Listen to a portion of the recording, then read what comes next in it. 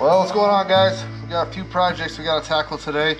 First thing up is we wanted to get the solar room all insulated so we could get a heater in there. We should have done that last year, and we used the heater, but it would be a lot better if this was insulated. So now that I have all the wires run inside the barn here, I can go ahead and insulate this. So we're going to tackle that this morning and then hopefully get to the panel box this afternoon. First thing I need to do is protect the roof from the insulation touching it. So we picked up some of these pro vents, but basically you just keep the airspace open underneath your sheeting here so that the insulation doesn't touch it. So we're gonna go ahead and install these and then we'll roll some insulation up.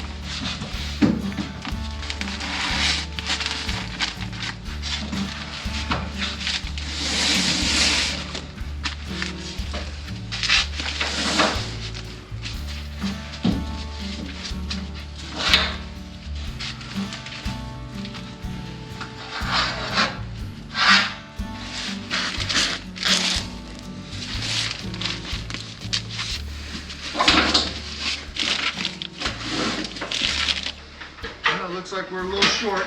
We have to pick up another roll on the next supply run.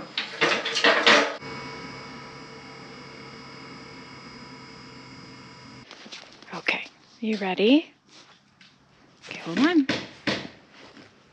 Okay, go around.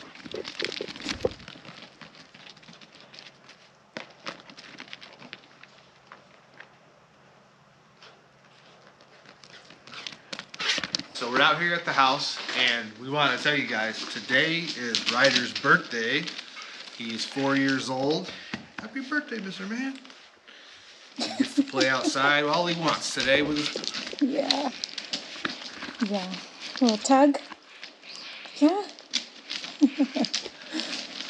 So we're out here in the garage where we're going to put our panel box, and here are the wires that we stubbed up from the barn. This is where we want to have our panel box, and this is the panel box that we went with. It is an Eaton panel box, so it matches the barn. This is a 200 amp service, and if you guys followed along with the barn, you'll know that we have a 100 amp service in the barn. The reason we went with the bigger one in the house is just to have more spots for breakers, just more circuits and stuff like that. We're not going to have a lot of major electrical appliances. We're going to do like a lot of gas stuff, hopefully to offset any type of power needs that we need. But this is the panel box we're going to put up in here. So the first thing we're going to do is knock out a couple of these knockouts so that we could fasten this through the side into these studs right here. So we'll go ahead and pop those out, and they're all just preset right here.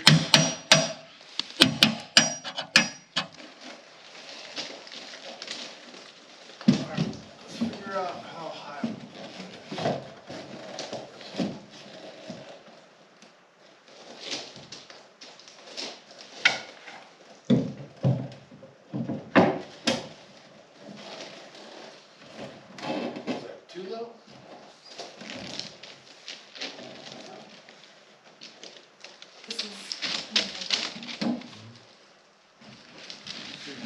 So this is what it would be, right? Yeah, well, a little bit more, pretty close.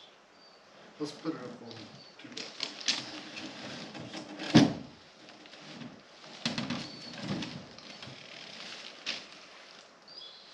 That feels pretty good. I mean, I don't want it too tall.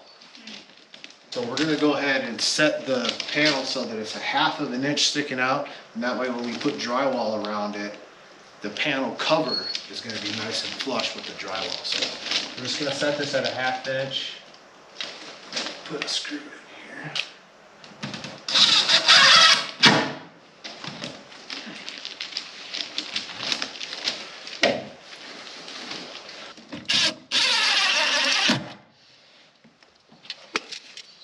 What, you want to play frisbee?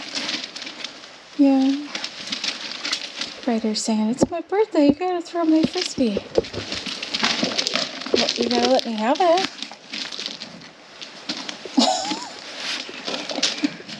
No. No. Alright guys, so we have the panel up now, and as you can see we have it with the breaker, the main breaker at the bottom. And these panel boxes you can install either direction. We have it to where like I said, the breaker's at the bottom because we only have this much wire to deal with, and we wouldn't be able to go all the way along the side and then come in through the top of the breaker. So Levi's grabbing some parts so that we can run this and have it come up through the bottom of the panel box and into this breaker. All right, so the first thing we need to do is cut this pipe off. We just stubbed this out long when we ran the wires over here, and we need to add one of these expansion fittings on here. Anything coming out of the ground is required to have one of these, and this just takes away the expansion and contraction of the ground naturally through the changes of the season, and it allows it to where there's not going to be a pull on this wire. If the ground were to sink down, this would expand with that. So this is required. So what we're going to do is we're going to cut this down here, you know, pretty close to our concrete. We'll start that, we'll cut this off, and then we'll start putting pieces in. This is a string, and we're going to see if we go back and forth on this pipe, if we can cut through this pipe and not hurt our electrical lines in there. This is supposed to work, so we're just going to see here.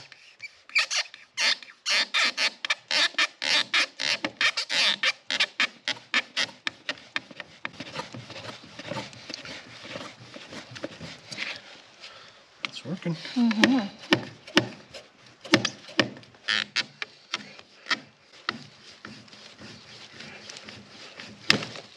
Oh, that's my favorite string.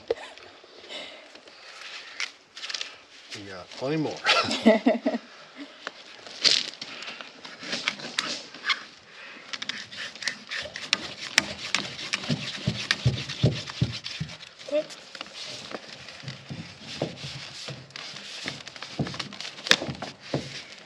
Nice.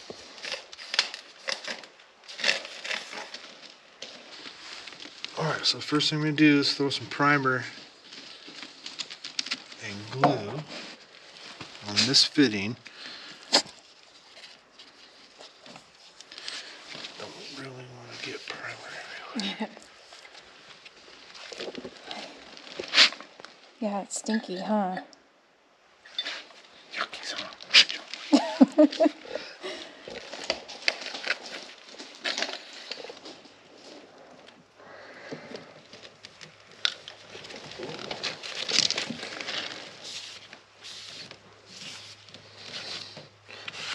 Nice and deep.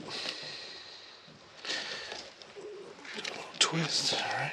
So now that we got that expansion fitting on there, we're gonna use double 45s because a 90 for this kind of conduit just had too much of a swoop. Sure. A sweep that goes up from here. So we really wanted to make it minimal amount, and I think this is going to be a perfect amount. Because we want it to go into the wall cavity. Yeah, so I think it's going to look really clean that way too. So we're going to go ahead and glue these up, and then we're going to use this piece that we cut off and fill in the rest so we can get up to our box.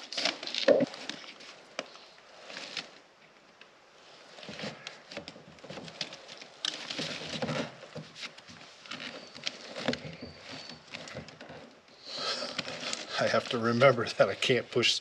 This has to have a little bit of play in it so that it can expand and contract.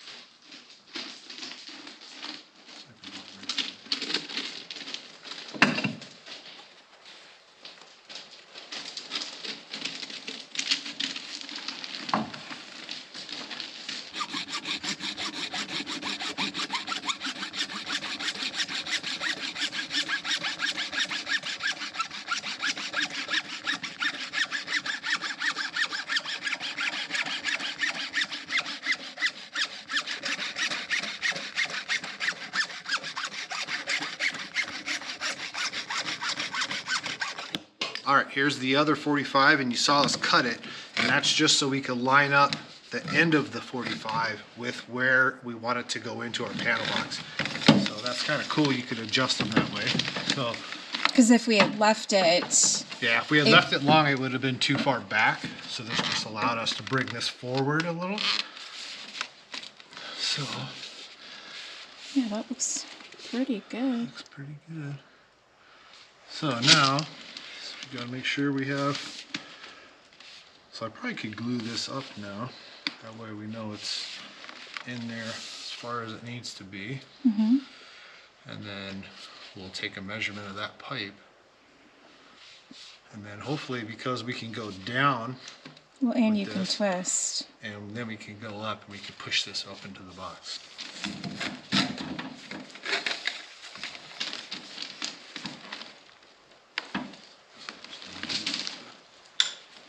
Make sure it's where you want it.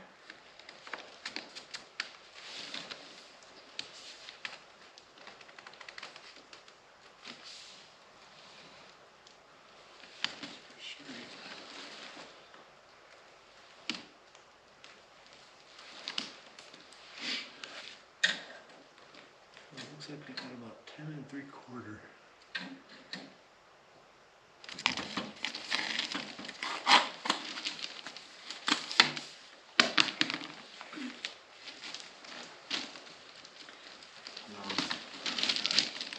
Get it on there.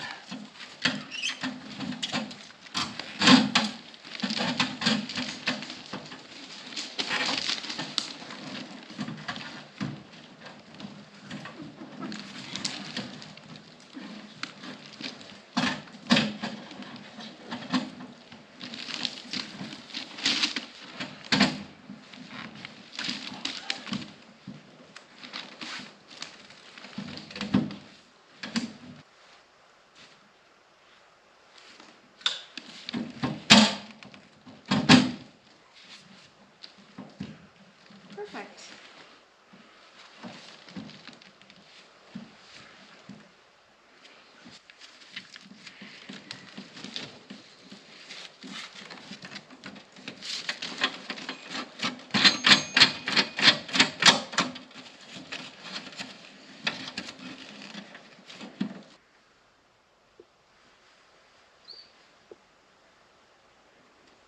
Just to remind everybody, we are not electricians.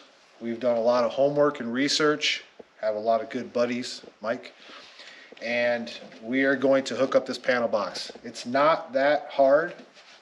It basically has two hot wires, which is this black and red. Those go to our main breaker. Doesn't matter either side. And then we have a white neutral that's going to go to this neutral bar, either side. Doesn't matter. And then a ground that's going to be grounded to the panel. Again, either side of these lugs, but this has like the main lug right here, so we're going to use that. So basically it's just cut these wires to length, strip back a little wire, plug them in, tighten everything down, and we should have power out here. All right, we're just going to go to the top of this lug and we're going to cut our wire right there. You don't want to leave like a little bit extra just in case. Have some faith, Tanya.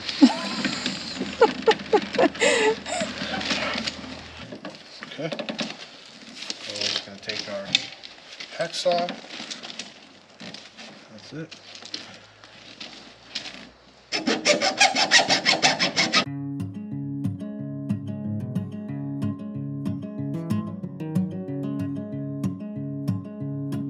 Is this the easiest way? Well, the easiest way is to have a big giant pair of dikes that we can just cut through right here, but I don't have that, so this is plan B. All right, so now we've cut them to length, and we're gonna go ahead and strip back this casing to the bare copper, and then we'll stick it up into the terminal and tighten it down. So I wanna cut it back to like, maybe that 33 right there.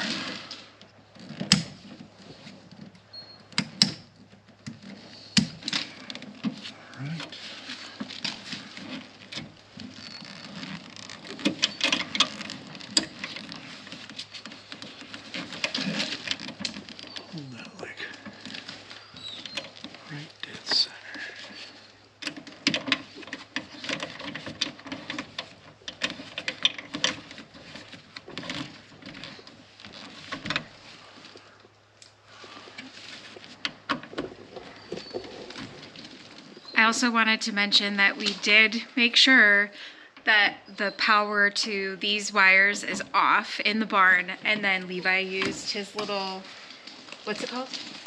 It's a circuit tester. Circuit tester, and we made sure that there was no power in these wires at all. Very important. Before you do any electrical, make sure that there's no power to what you're working on.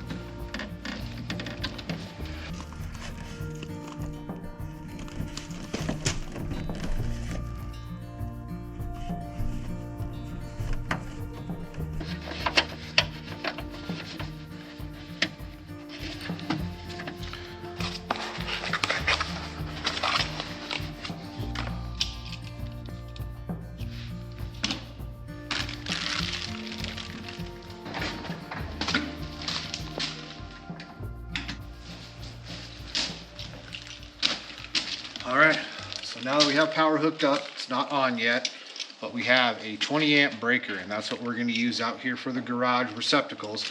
We also have these are to cover up these lugs, so that even if you turned this breaker off, if there was still power coming in here, you could technically get shocked right here. So they just have these little protectors. They just slip over the wire, then just go up and just protect that so that nobody could get hurt.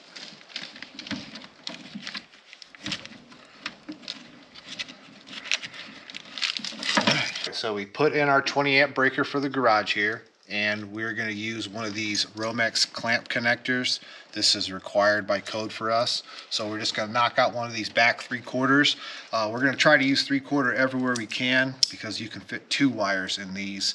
It just gives us more options for wiring and stuff.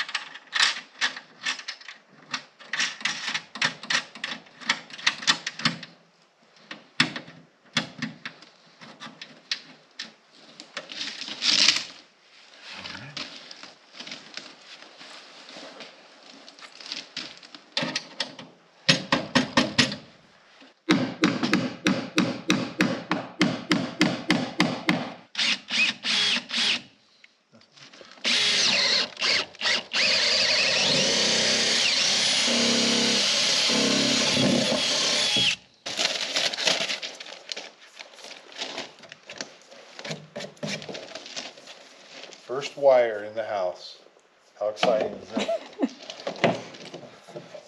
But it's not even in the house. It's true, it's not.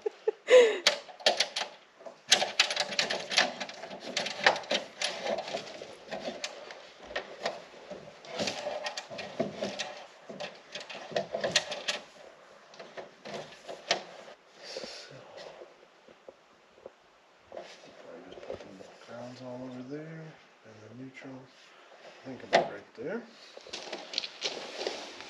And then I'll staple it here, staple it here, and then have it come up out of the box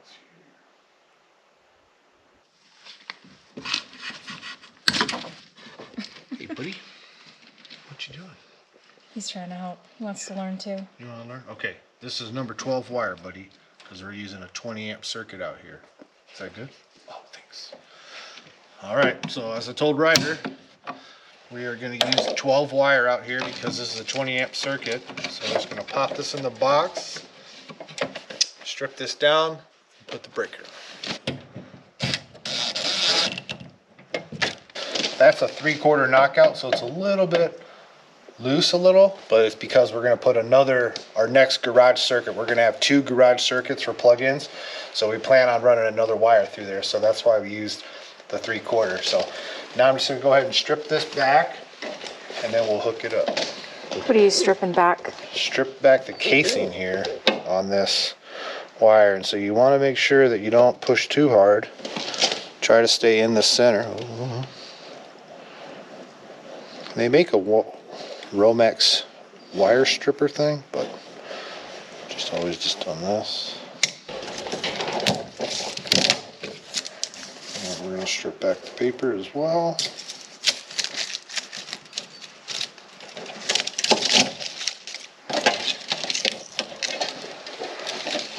And just cut this off right as low as we can. And we have our individual wires. The white wire is going to go to our bus for the neutrals. This is our hot wire. It's going to go to the breaker, and then the ground wire is going to go up to our ground bus.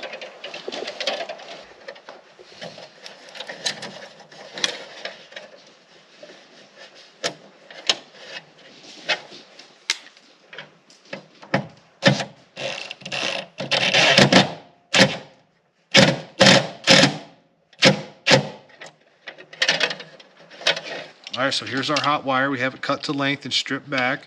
I'm just going to go ahead and just stick it into this breaker. And then tighten it up.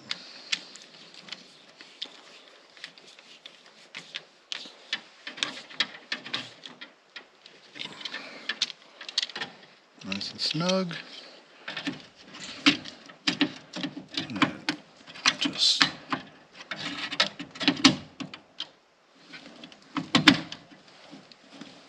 lock it on.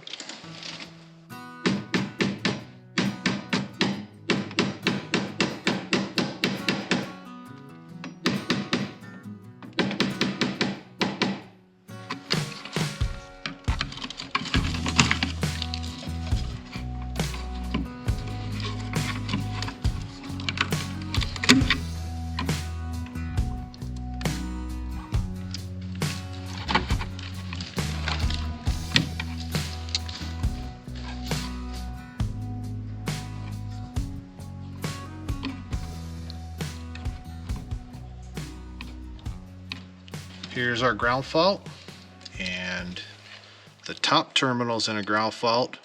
The silver is your neutral and the gold is your hot. So the hot is the black wire and the neutral is the white. And then it has a ground like all the receptacles do. And then this bottom terminal is when we go to extend this panel or this leg of the outlets to the next outlet. So right now we're just going to hook up the tops. We're not going to worry about the bottoms. So we're just going to go ahead and hook these up.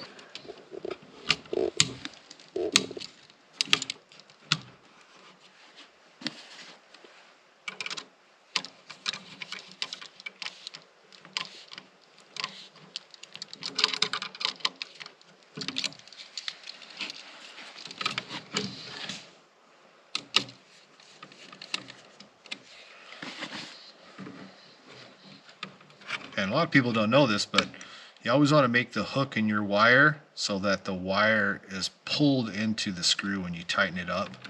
So we're going to make sure that we do that. I think I actually need to strip a little more of this.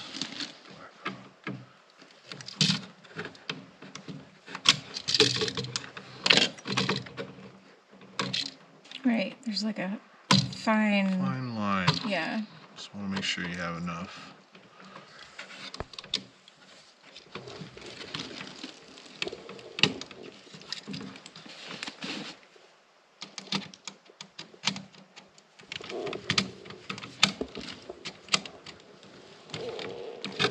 Kind of see that wire being pulled into that. Alright, same thing for the ground.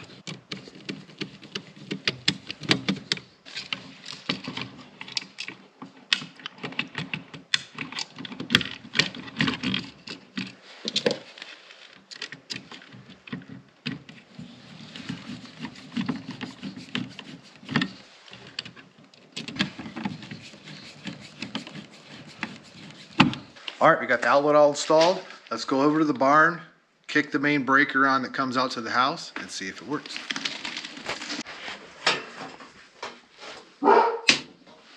Little work light here. This actually takes a DeWalt battery. It's kind of cool, but it also can be plugged in. So this is what we're going to use to test it. So the power is coming from the house, from the barn to the house. Here's our main breaker, so we need to turn this on. That is on. This is off right now. So we're going to kick this on.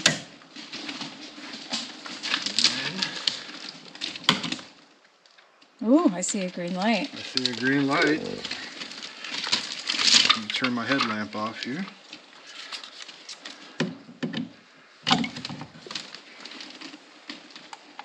Oh yeah. Success. All right.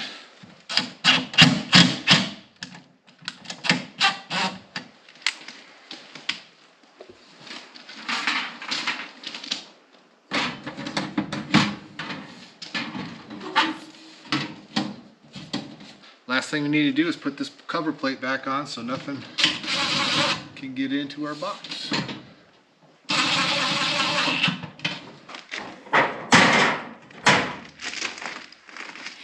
Hey guys, just thought I'd throw in a quick Homestead update. I know a lot of you have noticed that we haven't been putting out as many videos, and I wanted to tell you why.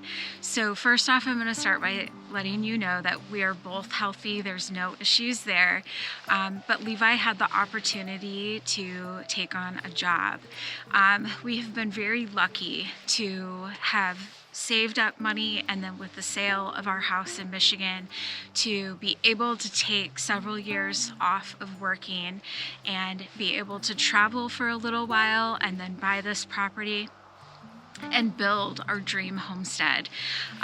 But we could not pass up the opportunity for some income to come in. Yes, we do get some income with YouTube, and I kind of wasn't sure if I wanted to share what we've brought in from YouTube, but I've decided that I am going to. In the little over 2 years that we have been doing YouTube, we have brought in just a little over $9,000. We kind of joke around that it pays for the internet and our beer money. So when the opportunity came up for Levi to take on this job, we just couldn't pass it up. So that is the reason why we haven't been able to put out as many videos. He's working basically all week long, and then we'll work on the house on the weekends.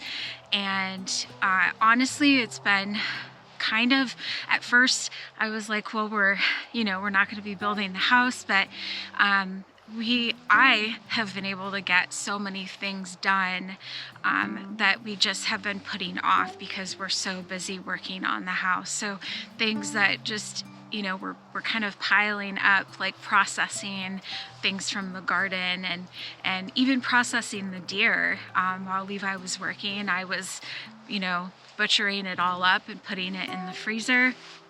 So things I feel like are getting done that kind of have been pushed aside.